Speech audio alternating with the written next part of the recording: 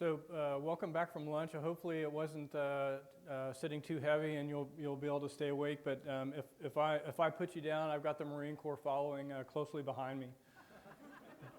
So I'm going to talk about a couple of things. I've got 10 slides. They're all very, very simple, and you're going to see some points reinforced that were talked about specifically by Lieutenant General Nakasone. And some of the other panel members from academia, because the school and the Cyber Center of Excellence have been moving out on some of those things for a while. I had an opportunity in early December to have my first offsite as a Commandant after being able to make my assessment of what's going on in the school. And I want to thank those of you that participated in that event. We had about eight or nine different agencies, organizations involved in that, because my plan is not my plan. It's your plan that I'm trying to execute on your behalf, and I think that's really important. So thank you for the support. This is my first opportunity to speak with AFCEA since assuming duties as a Commandant of the Cyber School, but I know how important and impactful the relationship between the Cyber Center of Excellence is in AFCEA. You really bring the powerhouse of industry to bear to solve challenges. You increase awareness of our needs and advocate for the future for us. So thank you for doing that.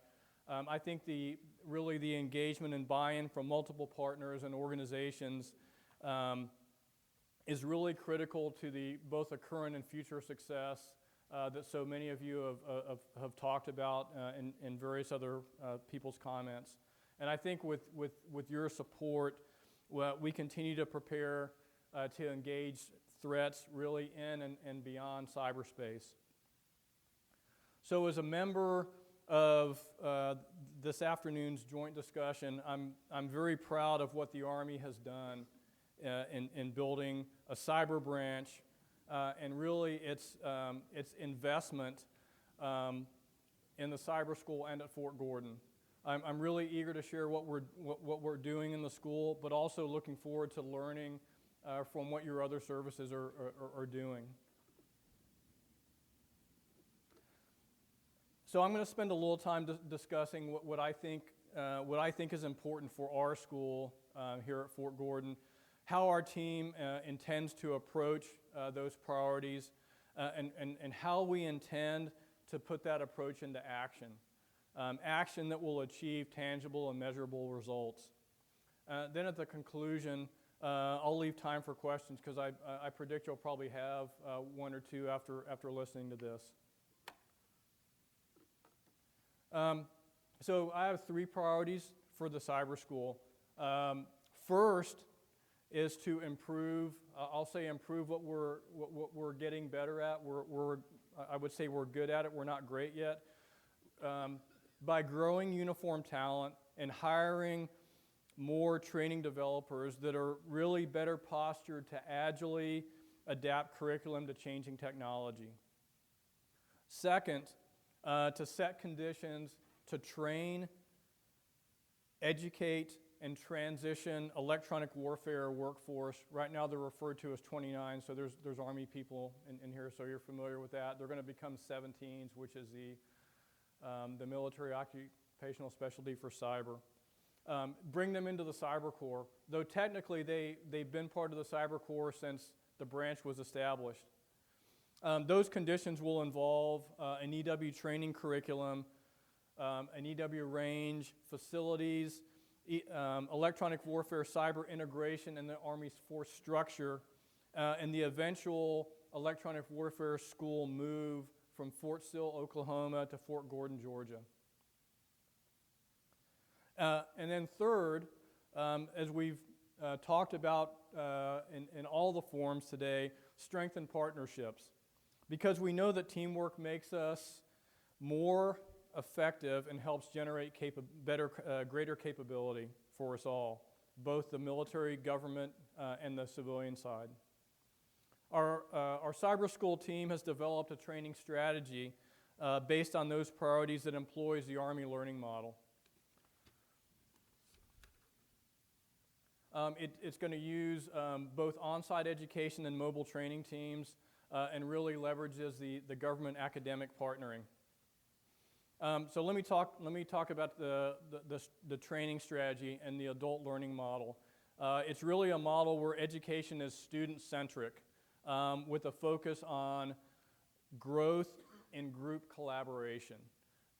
So you remember the professor talking about problem solving, less about learning the technology and more about focusing on how to solve problems and finding those people that are good at it. So we seek to motivate our students by really providing operational context and understanding of a future fight as it relates to solving problems. And we train to grow that problem-solving ability by increasing intangibles and increasing understanding and awareness, increasing the ability to do deliberate thought, and ultimately improve performance in combating threats. We train our force to be critical, adaptive, and creative thinkers, because we know with ever-changing technology and doctrine that has yet to be written, we must compensate for the lack of traditional battle drills and capability-specific training with deep knowledge and education in the fundamentals of this business. Our training strategy includes small group training reinforced with operational lessons learned that can be gleaned almost daily due to our co-location with the operational force, with our institutional force here at Fort Gordon. This gives our students important context. Students are introduced to real-world missions recently executed by our cyber mission force, and then learn the required skills by performing research, self-teaching, and seeking assistance from faculty members. This not only meets the learning objectives necessary for each course, but also inculcates lifelong learning practices and really the supporting skills necessary to be successful in the unknown and really the unknowable future inherent in this domain. So we realize we can't bring everyone here to Fort Gordon. It's not practical for the total Army force, speaking specifically for our Army National Guard and Reserve folks. So we have, we understand that a significant portion of the Army is challenged to spend the significant amount of time at Fort Gordon that many of our courses require. So our ability to bring training out to the total force is really critical to efficiently and effectively build combat power. The cyber school over the next year plans to train 200 cyber protection team personnel at remote locations.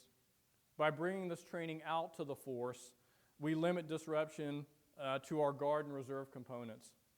Mobile training teams are a tough business, but we find we can maintain an exquisite standard of training while reducing costs and maintain quality of life for our students out at those remote locations. Our students are hungry for knowledge and intellectually curious.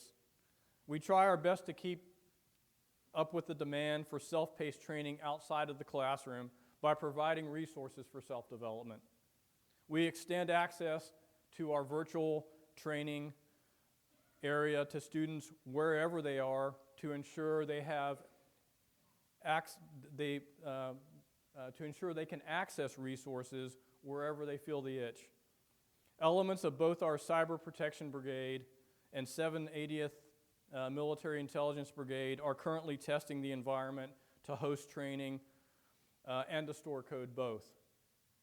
We are working to grow this availability beyond just students to any soldier who needs resources for individual cyberspace operations training. Our new cyber school training network will achieve this objective. So, partnerships.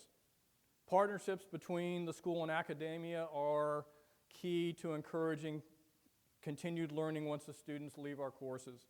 We constantly look to partner with academic institutions to provide meaningful course equivalency for training within the cyber school. These partnerships are mutually beneficial. Our students get meaningful credit towards a degree. Our partners get rockstar graduates with relevant operational context who not only participate and share knowledge in the classroom, but also advocate for and represent the institution upon graduation. We have an action plan to operationalize this strategy. We have developed a focused plan for the next 500 days. This 500-day plan uses 3 lines of operation to establish a defined way ahead in the areas of people, development, and innovation. All the lines of operation are equal and will be pursued simultaneously with the support of priority action plans, mostly internal to the school, that will be executed over the next 15 months. We know, very well know, that people are cyber's greatest asset. We've begun several efforts to ensure that we bring and retain top quality people into our force. Some of you may be familiar with the direct commissioning pilot program. The Army has initiated a cyber direct commissioning pilot allowing the Army to conduct sessions, which is how the Army brings, it's the Army's method to bring in officers out to the civilian sector, looking for folks with specific technical skills that can help make our Army's cyber mission forces even more capable with some highly technical skill sets. Not just skill sets, but experiences as well. The Army recently completed its first board, resulting in 2 of over 50 applicants to the program being board selected, and now 1 moving on to the direct commissioning course at Fort Sill, Oklahoma next month. The Army plans to assess approximately 5 individuals over the course of the 5-year pilot. But having said that, no great skills are going to be left on the table, meaning we will over-assess some years should applicants meet the high-level technical skills we're looking for. We've also completed an assessment to determine how to best integrate hardware and software engineers into potentially their own career management field within the cyber branch, with the goal of giving them increased longevity and ability to contribute to development of cyber capabilities over the course of their entire career. Our civilian workforce provides us with valuable continuity. We instituted a civilian cyberspace operations career program to better chart professional development for civilians with cyberspace operations experience and to allow them to move up within the cyber enterprise, similar to other organizations that employ civilians.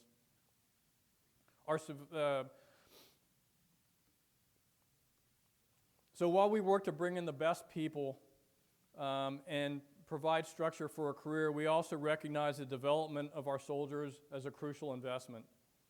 By investing in opportunities for individual growth, we improve the cyber enterprise holistically. In order to best deliver the best quality product to the Army, the school endeavors to provide the most exquisite training possible.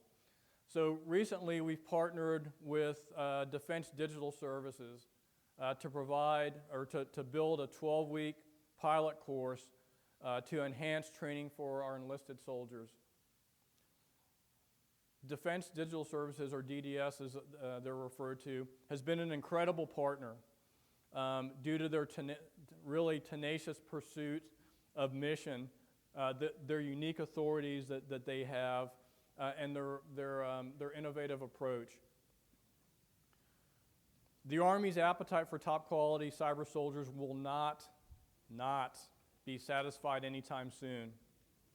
We've been in the process of integrating and transforming the electronic warfare component of the cyber branch, but have received a clear demand signal to accelerate and expand this training as our adversaries continue to demonstrate the use of cyber and electronic warfare to achieve tactical and strategic objectives.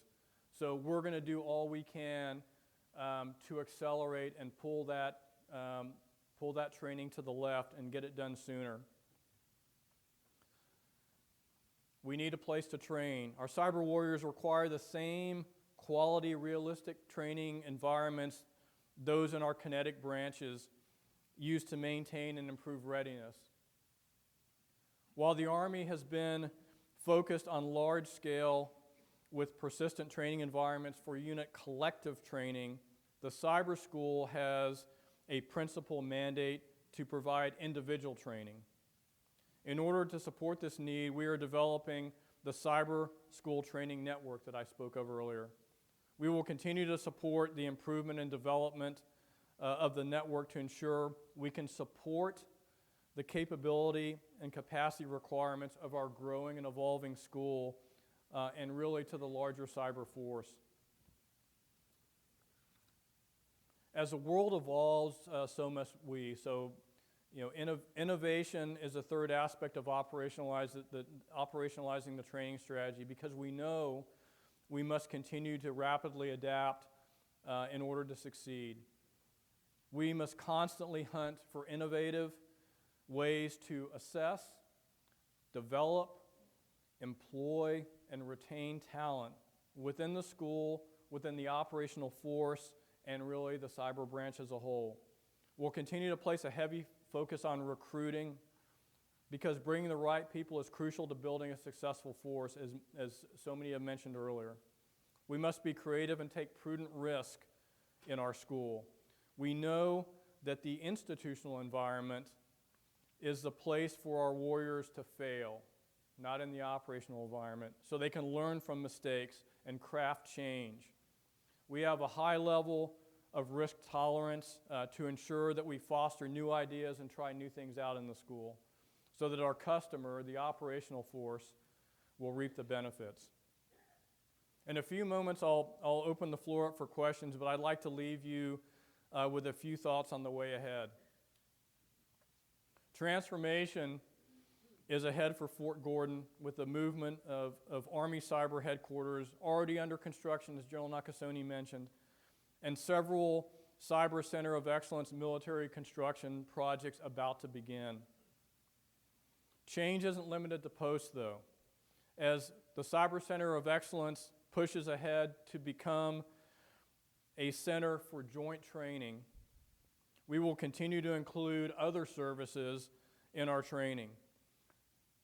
My sense is that going forward, not only will the electronic warfare school soon be coming to Fort Gordon, but we're going to also begin to incorporate information operations training into our courseware to better prepare cyberspace experts for the future of information operations and information warfare. Cyber operations within the Army, the Cyber Corps, Fort Gordon, and the greater Augusta community will rapidly change over the next 5 years in a very, very positive way. We cannot predict exactly what will happen, but I think through flexibility and an aggressive pursuit of evolution, we'll ensure that the Army and our nation are prepared to face whatever threat comes our way and do it together. Thank you.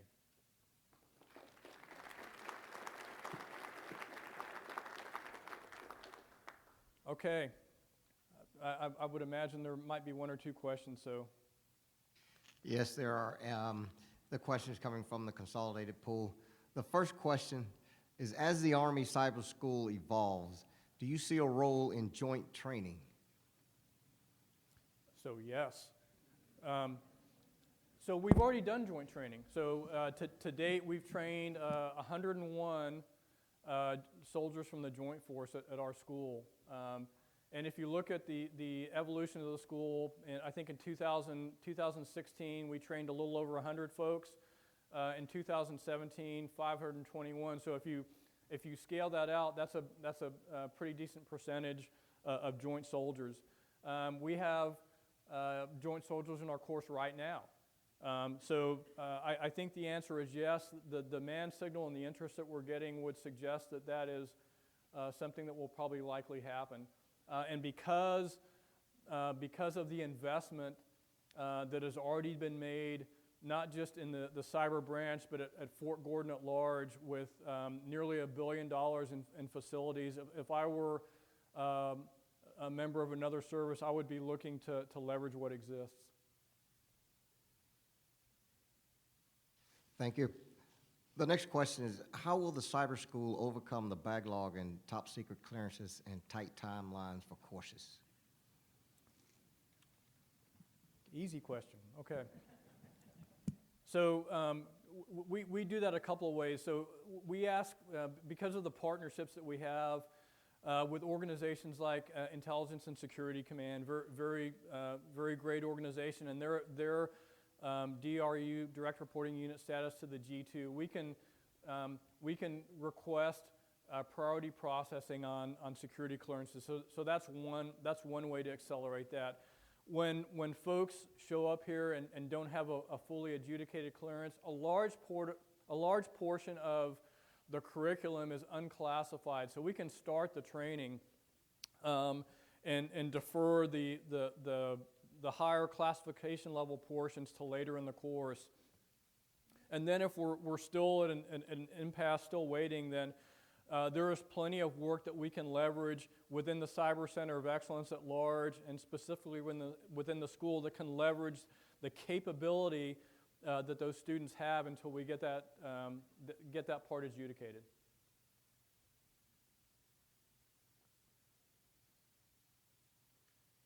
Thanks a lot. What is the impact of the National Guard training within the cyber school? Well, I think it's a great thing. Yes, as I mentioned, it is a challenge to do mobile training teams and to go out. It takes resources, but what we get out of that, from the types of folks that are already in these units that have unique skill sets that don't exist in the force, we get capability into the total Army relatively quickly, and I think that it saves them time on the front end. So General Bossi and his folks can get after the mission quickly, but it does take an investment to do training teams. Time for one more question, I think. Roger, and the final question is, what is the cyber school doing to assist sister centers of excellence like the Maneuver Center of Excellence with understanding the effects of cyber against the maneuver force and how to leverage cyber against the threats? So I think we have multiple forms that we discuss that through. The great thing about having an organization like the Combined Arms Center is we ensure that our centers of excellence are synchronized together. We have what's called home-on-home discussions on a regular basis between the Cyber Center of Excellence and the other centers of excellence. Having said that, I would like to spend more time with the maneuver element, and we're going to be looking to do that over the next 6 months. So thanks for the question. That was our final question for General Hersey. Please welcome Mike Warlick back to the stage to formally thank him on behalf of AFCEA and our audience.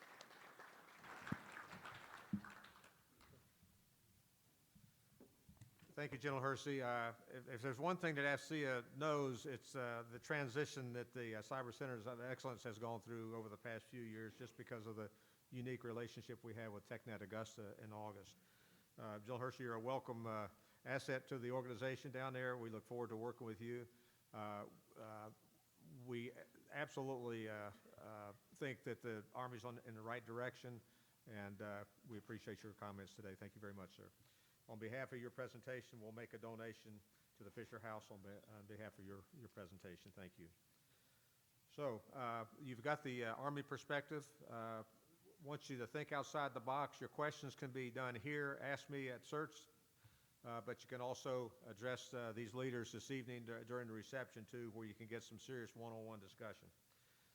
Next, we're going to hear from the Marine Corps, represented by Col Dom Ford, Commanding Officer of the Marine Corps Communications Electronics School. Prior to his assignment at McCess, he worked in the G6 as a plans officer at Marine Forces Pacific, and he also deployed during that time frame. He's going to come up here right now, and he's going to talk to us about what the Marine Corps is doing in terms of training. Please welcome Col Dom Ford to the stage.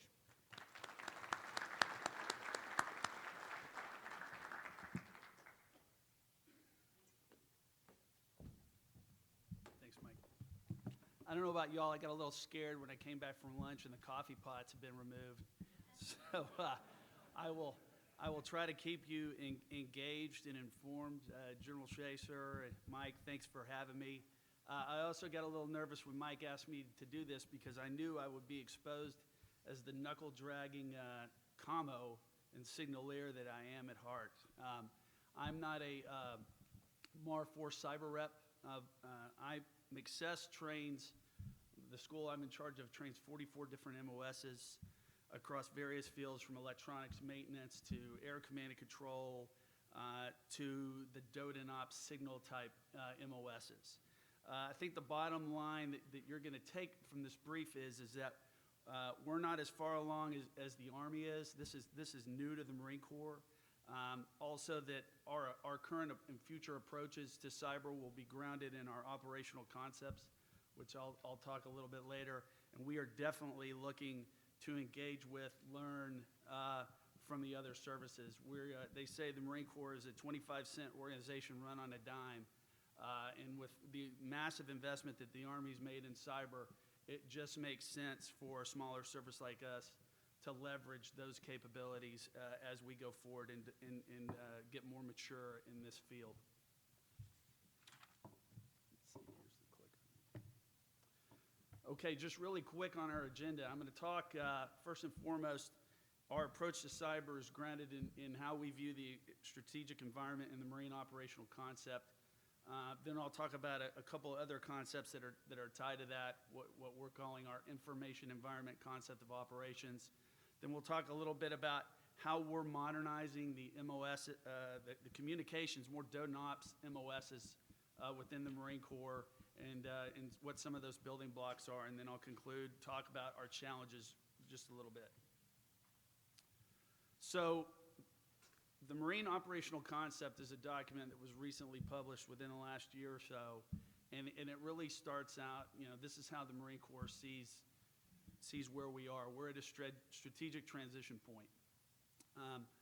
We were a maritime force that kind of got wound up in a ground war for the last 14 years against an enemy that wasn't necessarily that sophisticated. We've also deferred a lot of our modernization costs, and we are definitely resource constrained. And while that's happened, our adversaries have been taking notes, getting smart, and improving on their capabilities, and they're modernizing for the future environment. The future environment that the Marine Corps sees is embedded around these five aspects you see here. First, starting with complex terrain. Crowded, poorly governed spaces, particularly in and around the world's littorals, which is where we do most of our work. We're wanting to get back to the sea and be that maritime force that we were in the past. Complex terrain adds informational and human aspects to the battle space, as well as your traditional geospatial factors.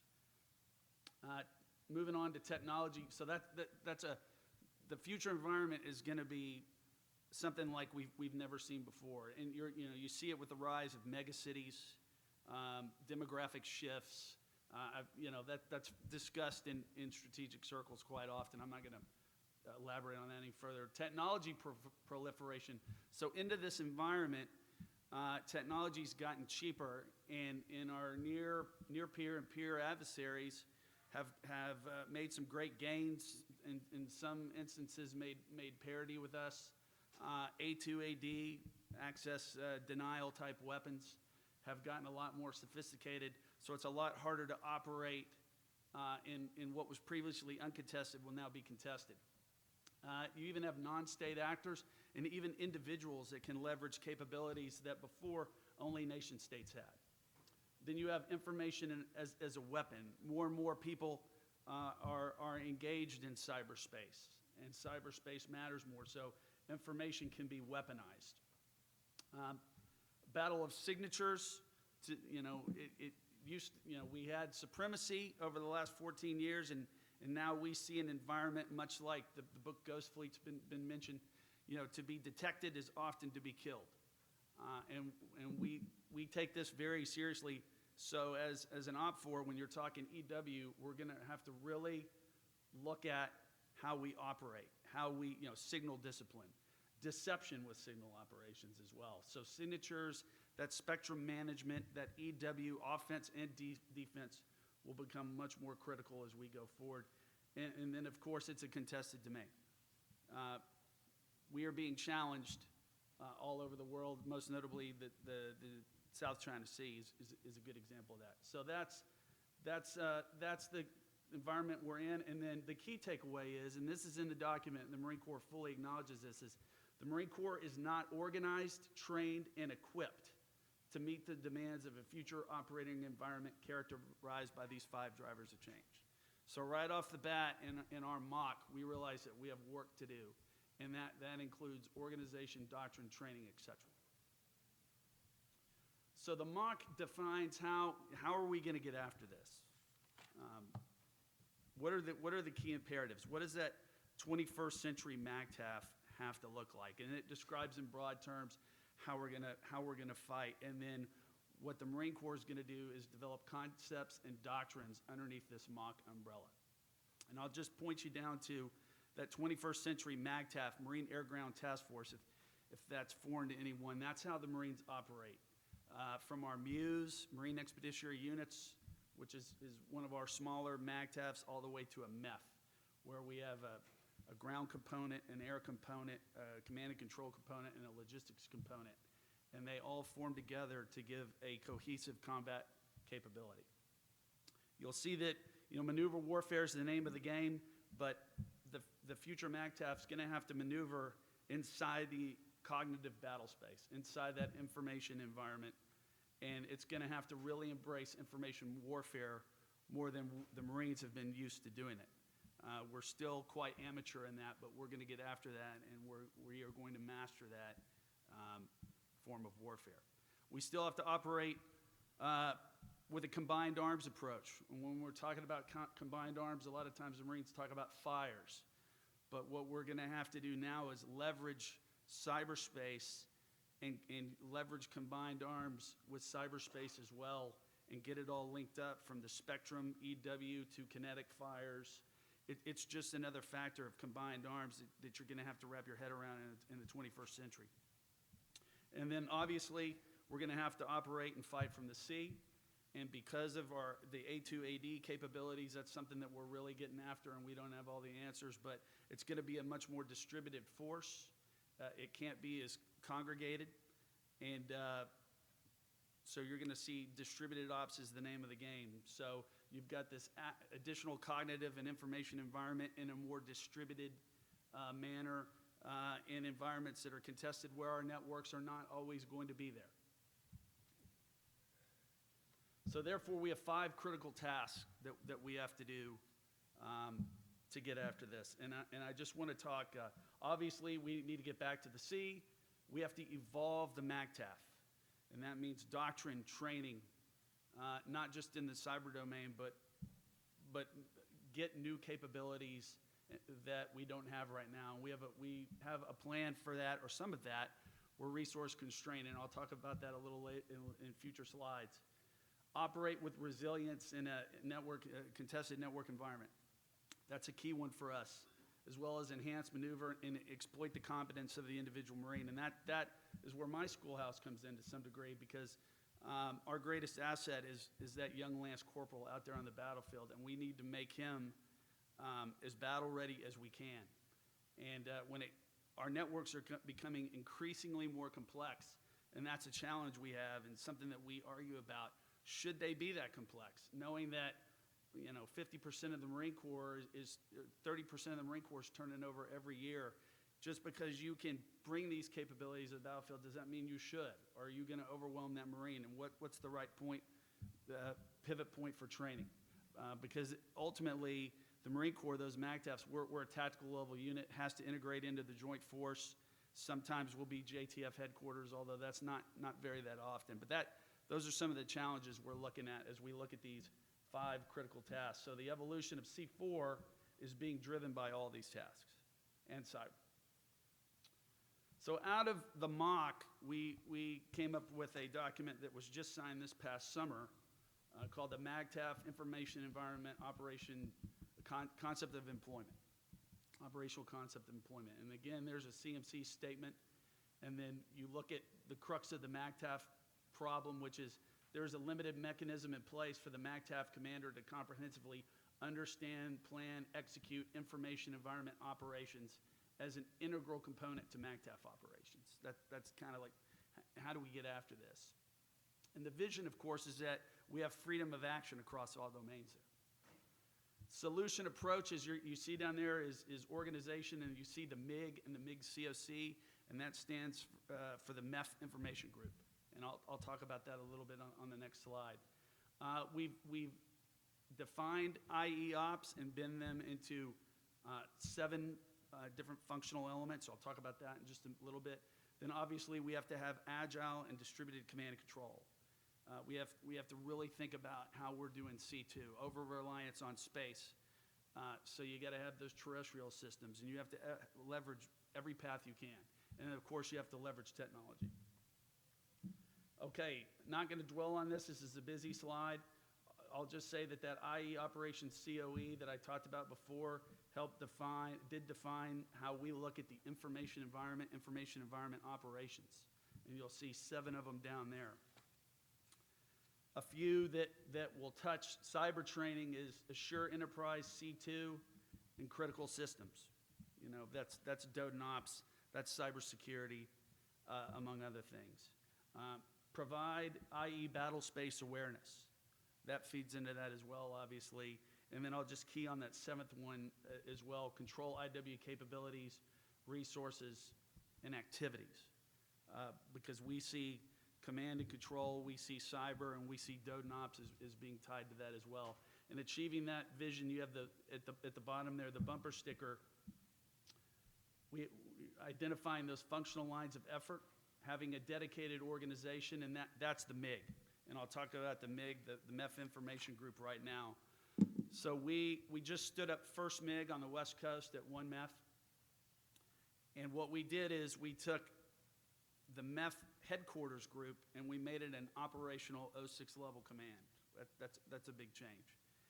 And underneath that, we have the Intel Battalion, the Radio Battalion, and the Comm Battalion, and a comms, Stratcoms basically, Stratcoms and Operation Company as well. Underneath that Comm Battalion, we are standing up a DCO capability. DCO, Defensive Cyber Operations, Internal Defense Measures element underneath that. That right now is going to be embedded at the Comm Company, but there's talks that it might not stay there. It might go to the Intel Battalion or the Radio Battalion. We are just now, everyone in the Marine Corps is anxious and curious about this MIG because it's so new. Because right now, all we really have to go off on with this is the concept document, that IE ConOps document. So they basically gave that to 1MEF and said, here's the concept, here's the MIG, develop some TTP, tell us where we got it right, tell us where we got it wrong. And so right now, we're in the process of working out those kinks. The DCO IDM capability isn't there yet. We're building it as we go. And that is tied to the force modernization that the communications community is undergoing right now, and I'll talk to that in a couple more slides. Assigned to this is Director C4's strategy for assured C2. So across the board, not just cyber training, but when you look at how the Marine Corps does applications, cloud computing, command and control, cybersecurity, all of it, we're really getting after holistically how we do C4 and C2 in the Marine Corps. Rooted in that, and that red box kind of got us skewed when we got reformatted, but the people and training piece is where my schoolhouse ties in.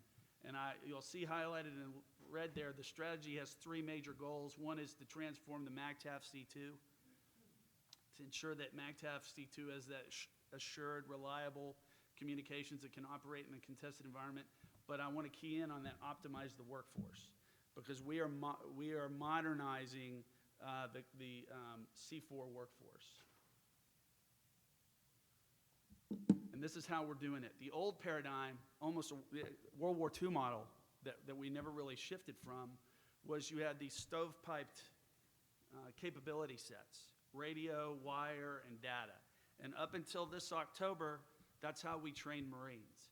And that data Marine had it all. If it had to do with an IP, there was an 0651 at the junior enlisted level, and then an 0659 data chief, and it all got thrown on him.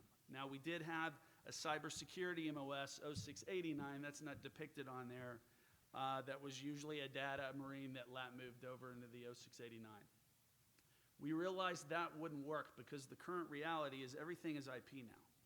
And even those radios are routers, right? So we had to overhaul the COM MOS, and we called that MOS modernization. And what that would do is it would give that poor data Marine a break, and it would force the rest of the communications community to understand basic IT concepts and cyber concepts, especially cybersecurity.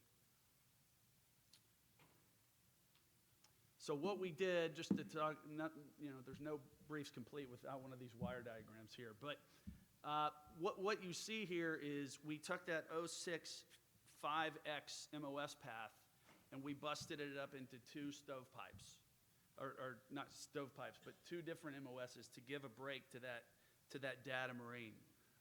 One is services and one is systems and one is networks. And what that did was it enabled a little bit better focus, we think. We just started teaching these courses this October. We just started kicking this off.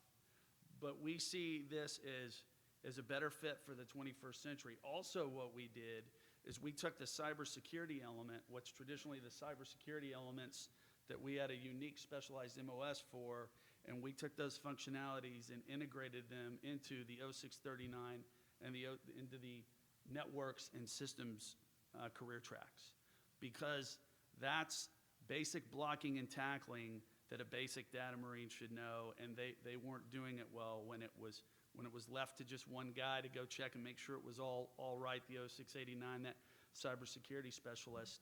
It was overwhelming him, and it was fire discipline that those Marines and those other MOS fields should have had from the get-go. So that's the rework. The officers course is a basic comm officers course, which you see there, and then the MAGTF comm planners course, an advanced course for our officers there, and then our warrant officer courses are aligned pretty much with the transmission courses there. What you'll also notice is we have entry-level sessions for all 3 of these pipelines that you see here.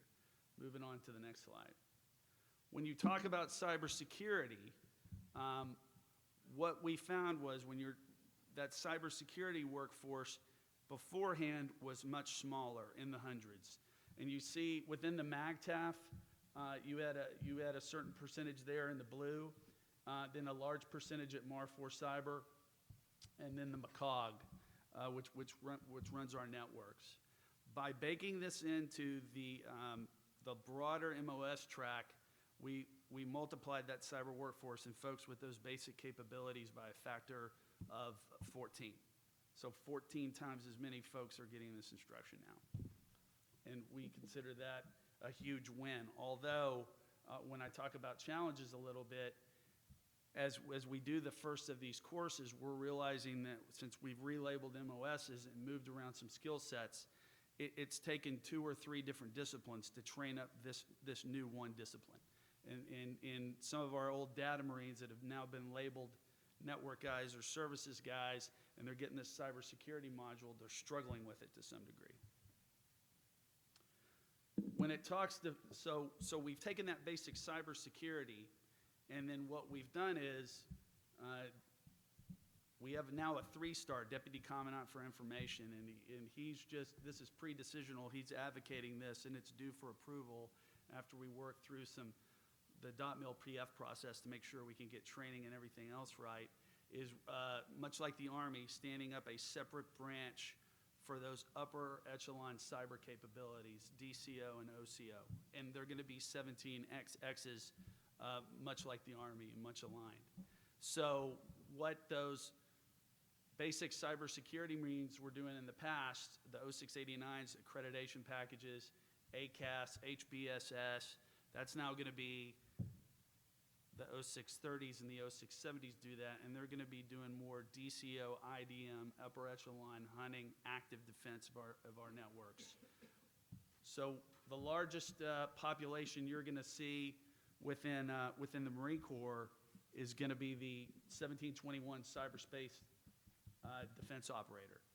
That's where our DCO IDM capability, we're really gonna get after that. And then other communities are gonna get a piece of OCO. Intel is gonna have a play in that as well. And that's all being worked out. This is pre-decisional, and there's a lot of, this is the what, and to some degree the why is still, has been hashed out, but the how is the challenging part. That's the .mil PF process, and that's where we are. That's the pre-decisional slide right now.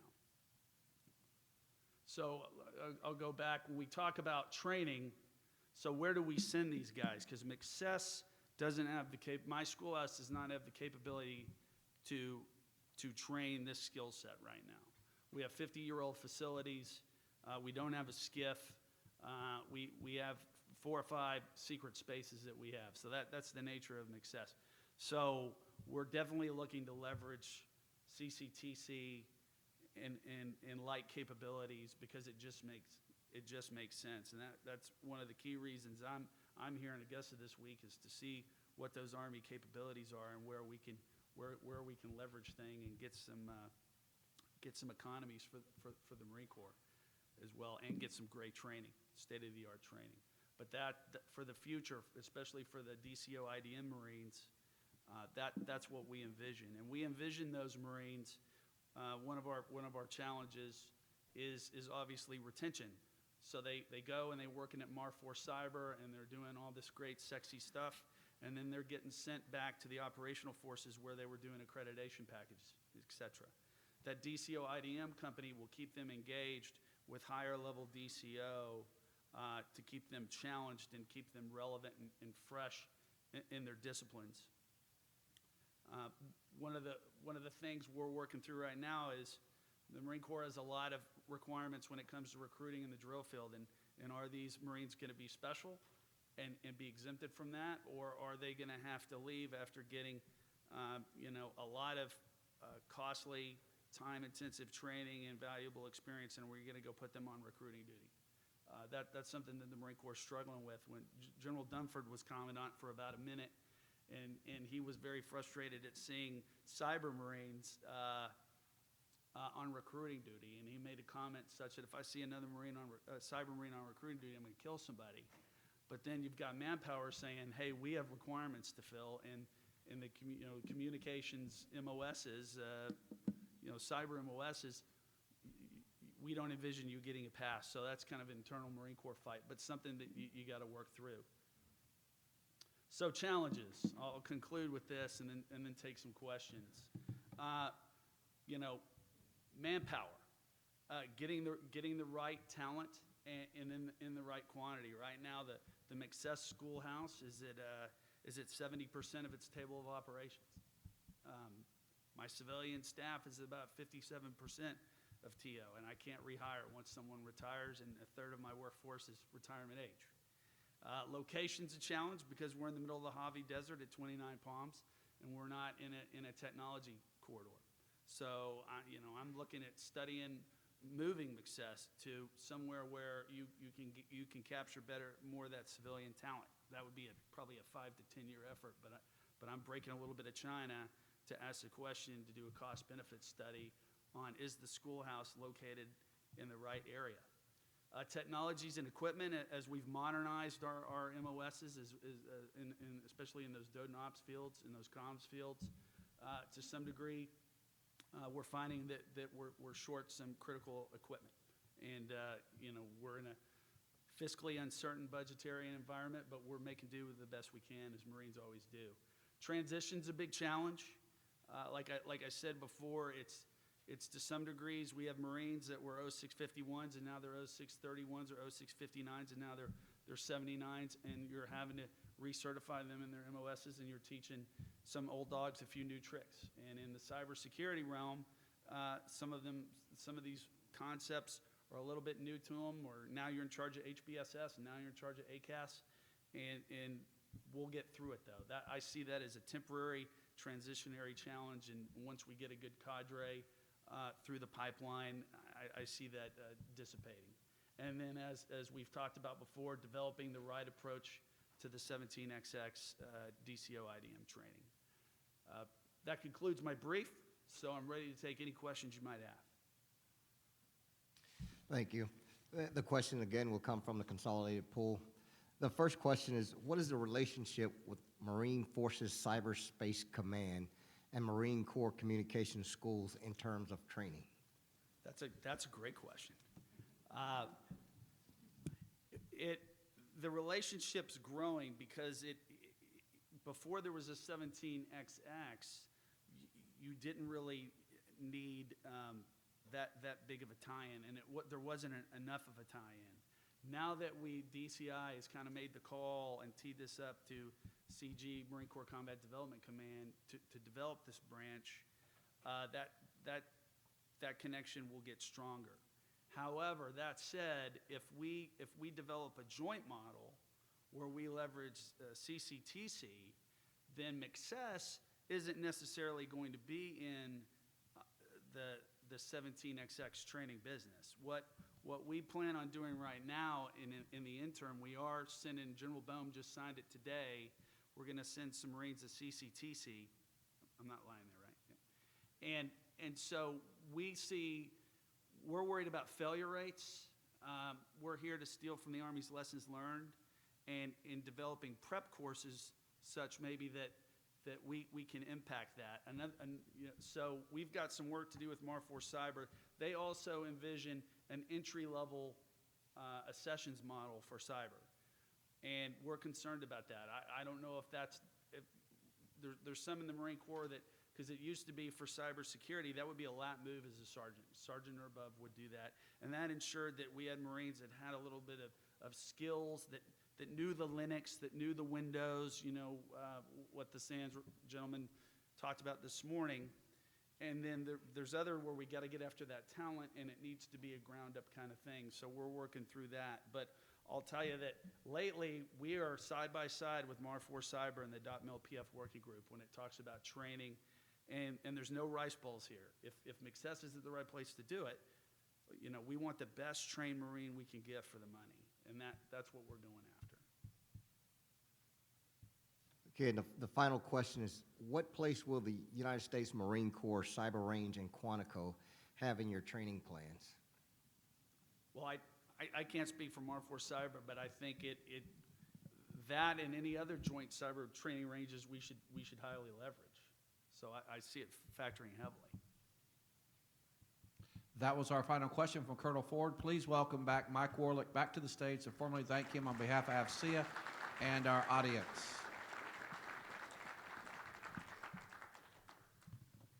Col Ford, thank you very much for that pretty extensive report on Marine Corps training, and with a blend of the cyber training as well. Now you have an opportunity as an audience to kind of start doing a little comparing and contrasting of the training styles and techniques that the Army and the Marines might have, and I'd like you to kind of think that through as you go through these sessions today, because I think there's some pros and cons, and there's those that would blend very nicely together. Putting this whole DoD cyber organization together and to make it synchronized all the way through. So what we're going to do now, first of all, I want to thank Colonel Ford again. We're going to make a donation to the Fisher House on your behalf of your presentation today. Thank you very much. I like the idea of that you talked about clearances a while ago. Also, I think that's something that's really across the board we have to get after, as you mentioned a number of times. So what we're going to do now is we're going to take a 15-minute break, and I call this a quick 15-minute break. When you come back, we're going to look at the Coast Guard, Navy, Air Force, and enjoy your break and see you back soon.